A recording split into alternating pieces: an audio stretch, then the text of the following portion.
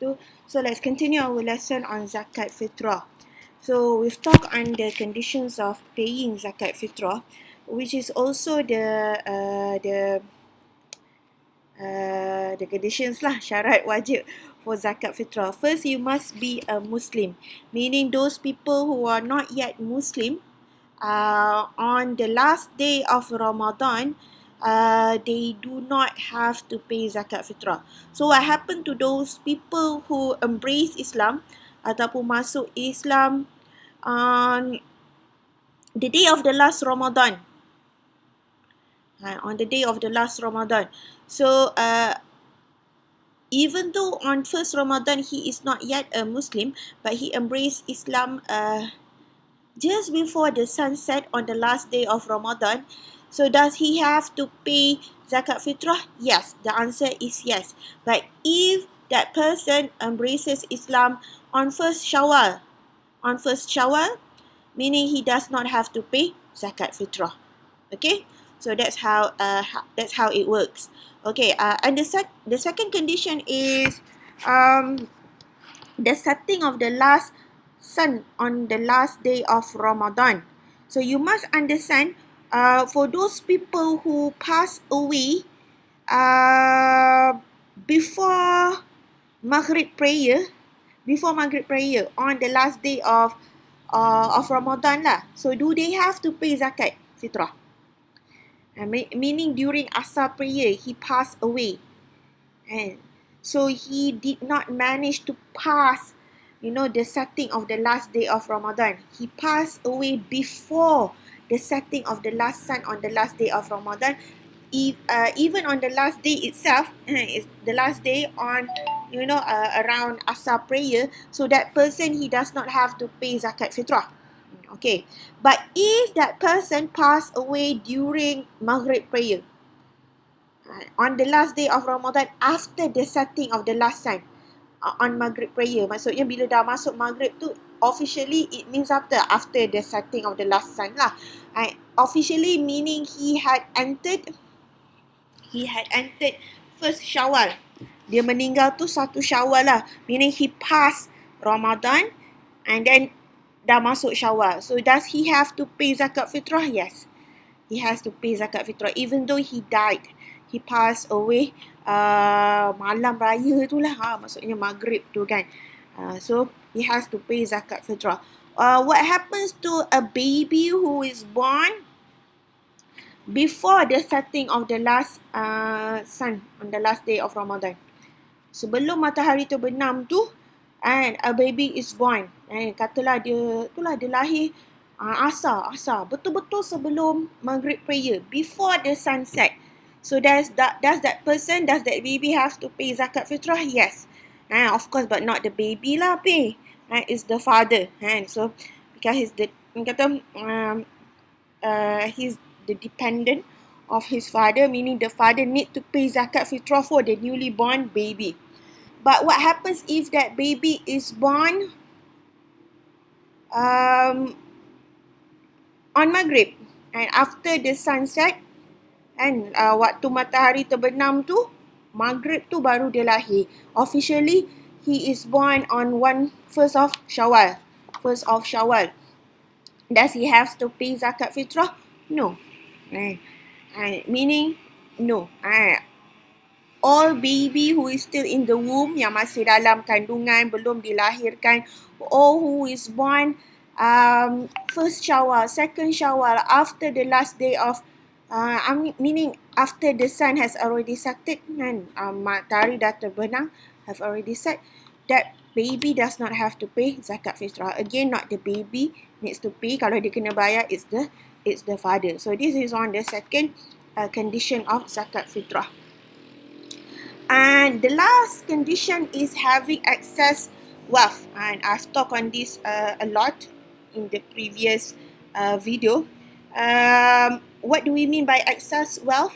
Bukannya banyak harta melebih-lebih, but secukupnya lah, just at least to eat, to live, a place to live, and a place to and something to wear. And basic asas, keperluan asas, makan, minum, pakai, shelter, tempat tinggal for you and for your dependent. And if you have these are the basic requirement, then meaning you qualify to pay zakat. Kalau ada lebih lagi lah, lagi layak. But if you do not have these basic 3 requirements, and makan, minum, pakai, tempat tinggal, apa semua, then you don't have to pay zakat. Not for the whole Syawal, but for at least the first day of Syawal. Sekurang-kurangnya pada hari pertama raya. So that's on the condition ataupun syarat wajib zakat fitrah. Okay, so who have to pay zakat fitrah? Again, it is compulsory on each individual Muslim. Ke atas setiap individu Muslim wajib bayar zakat, and walaupun belum akil baligh, like a baby who is newly born, baby yang baru lahir, belum of course belum mumayyiz lagi, apatah lagi akil balik, but still he has to pay zakat fitrah, but not him, again the father. So it's compulsory on each individual Muslim and his dependent. Dia kena bayar juga untuk tanggungan-tanggungan bawah dia.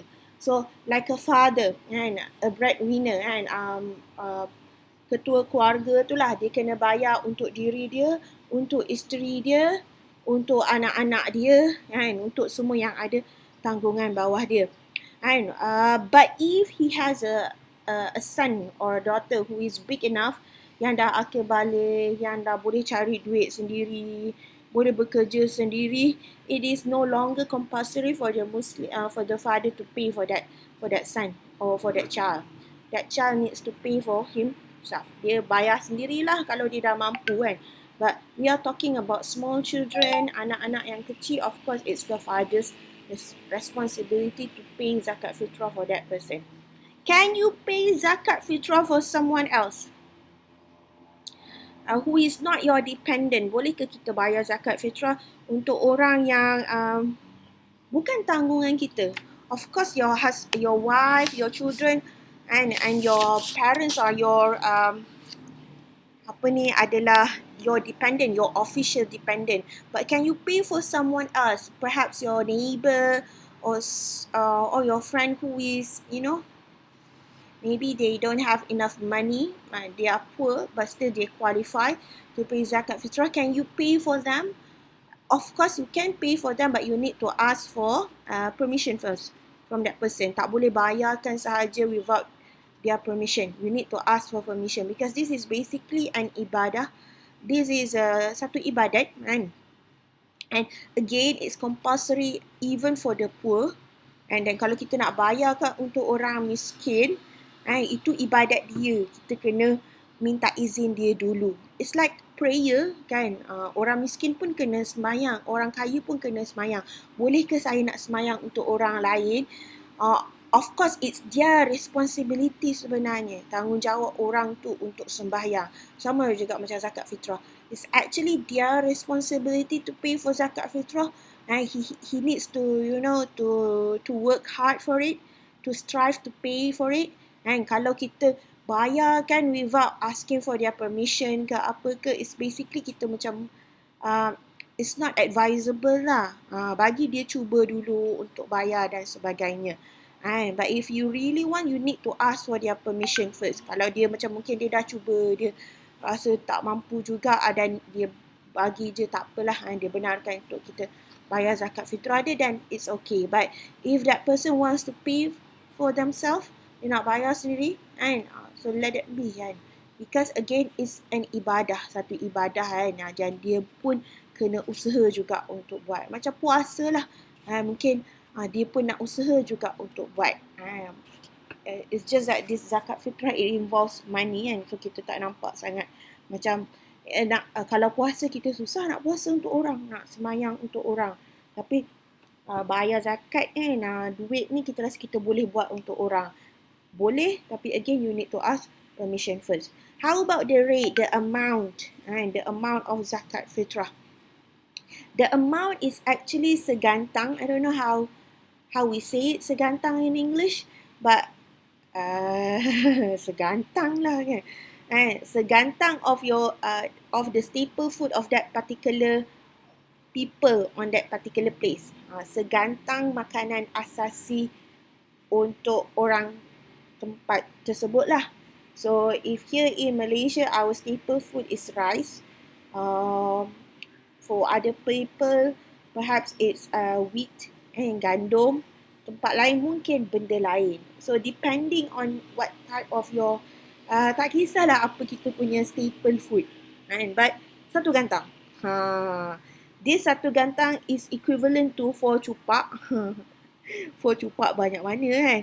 Okay, more or less around 2.751 gram. Not 2.751 gram. Pardon me. Minta maaf 2,751 gram. Meaning 2.751 kilogram lah. Lebih kurang 2.75 kilogram. 2.75 kilogram. Meaning just a little bit before 3 kilogram. Lebih kurang sebelum 3 kilogram. That is how much 4 cupak is and how much 1 gantang is. If you're wondering how much 1 gantang is, lebih kurang sikit lagi nak 3 kilogram. Almost 3 kilogram, but not yet 3 kilogram. That is how much 1 gantang is. Okay? So that is the amount of your zakat fitrah. So meaning each individual we need to pay 1 gantang of our staple food to the authorities to pay our zakat fitrah, or to the asnaf lah kalau ada yang nak bayar straightforward to the asnaf, but it's advisable for you to pay it to the authorities, kan? Maksudnya kepada pihak berwajib yang menguruskan zakat. So that's the official amount. So the issue is now, can we pay zakat fitrah not in terms of our staple food? Meaning it's equivalent, kan? In kinds. Can I pay zakat fitrah in ringgit? Can I do that? Okay. Like I say, actually in mazhab Shafi'i, in our mazhab Shafi'i, it's not allowed to pay in ringgit. Actually, we need to pay in, dalam beras jugalah. Dalam beras juga.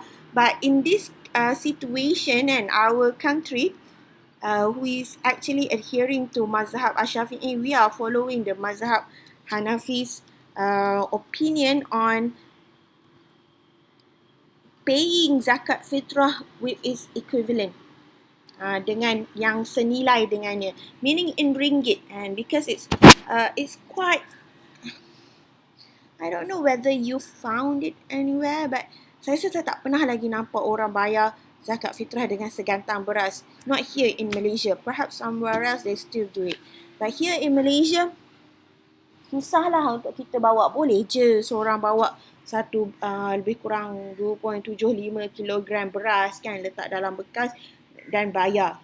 But we are in the opinion that it is easier both for the payer and orang yang membayar, and for the receiver if we pay it in terms of ringgit. Kita berpandangan lebih senang untuk kedua-dua pihak, penerima dan pembayar, jika kita bayar dalam bentuk ringgit. Which is why we are following the mazhab Hanafi's opinion on the permissibility of paying zakat fitrah with its equivalent amount, dengan nilai yang senilai dengannya. Kerana kita rasa manfaat, the benefits weighs more lah. Manfaatnya lebih banyak. It's easier to distribute macam-macam lah, daripada kita kumpulkan bergudang-gudang beras, kan, tapi duit lebih mudah disimpan. And how much is the amount? Of course, here in Malaysia, I've told you several times, and we follow each state's punya amount, because each state here in Malaysia, they have their own authority in terms of hal ehwal Islam to decide and their own amount. Berapa yang dia rasa satu gantang tu is equivalent kepada berapa ringgit. So we have each year, all states will come up with their list of, okay, ini adalah zakat fitrah untuk negeri Kedah bagi tahun 2021, bagi tahun berapa hijrah dan sekian. So every Muslim in that particular state, dia kena follow lah negeri dia punya rate. So dalam buku kita, there's a there's an example between 2 years, 2014 and 2013. But now we are in the year of 2021. So let's see how the rate is. Tengoklah berapa harga beras semasa dan sebagainya. Of course, there's differences between states. Ada perbezaan lah berbanding satu negeri ke satu negeri. But please take a good look on the example given in your book. There are several states who have multiple rates. Ada beberapa rate Contohnya, we have Johor, Terengganu, and recently we also have Selangor. Okay, why does these states have more than one rate? Kenapa dia ada lebih daripada satu rate? So does it mean that we can choose? Yes, basically we can choose. Because, okay, why does these states have multiple rates? Kenapa dia ada lebih daripada satu rate? Because rice itself, beras sendiri have multiple rates. Ada grade yang tertentu. Kita ada beras yang, slightly more expensive than the other. Contohnya beras yang grade AAA, triple A. Beras basmati, panjang yang iklan kat TV tu kan. The rice that we use to make macam nasi biryani, nasi Arab. So these are expensive rice. It costs higher than the normal rice. Tapi nasi yang kita buat, nasi makan harian tu, nasi putih tu, these are cheaper lah. Pastinya the grade dia rendah sikit, dia bukan beras basmati, dia beras yang murah sikit. We have a lot of types. Ada macam-macam jenis beras. Ada beras Jepun, beras Korea, ada short grain rice kan. Beras yang panjang-panjang, the high quality, medium quality, low quality kan. And the prices differs. Harga dia berbeza-beza. Of course kan. So, some ulama is on the opinion that we should pay zakat fitrah based on the type of rice that we eat, we consume daily. Kalau hari-hari, if we daily eat expensive rice, so we should be paying more zakat fitrah. Meaning we should pay zakat fitrah based on the price of the rice that we eat daily. Kalau memang hari-hari makan beras mahal, kan, beras basmati, kan, so we should be paying zakat fitrah based on the price of that beras basmati lah. Tak boleh lah bayar makan hari-hari beras mahal tapi bayar zakat fitrah guna rate beras yang murah. So it doesn't macam tak kena. So which is why several states they start to introduce multiple rates depending on the type of rice that you eat. Bergantung pada jenis beras yang kita makan. So you need to ask yourself what type of rice do you eat daily. Bukan sekali-sekala. Sekali-sekala memanglah saya makan nasi biryani kan, beras basmati. Not once in a while. I mean daily. Ada orang yang memang hari-hari memang dia tak makan nasi beras yang murah. Dia memang makan beras import, beras mahal je setiap hari. So this type of person, they need to take the higher rate lah. Dia kena bayar zakat fitrah mahal sikit lah, because the price of the rice that they consume is more expensive. Tapi orang yang biasa-biasa ni dia ambil rate yang biasa lah. So which is why we have several rates and zakat fitrah rate. Okay, thank you very much. So we'll continue in the next video.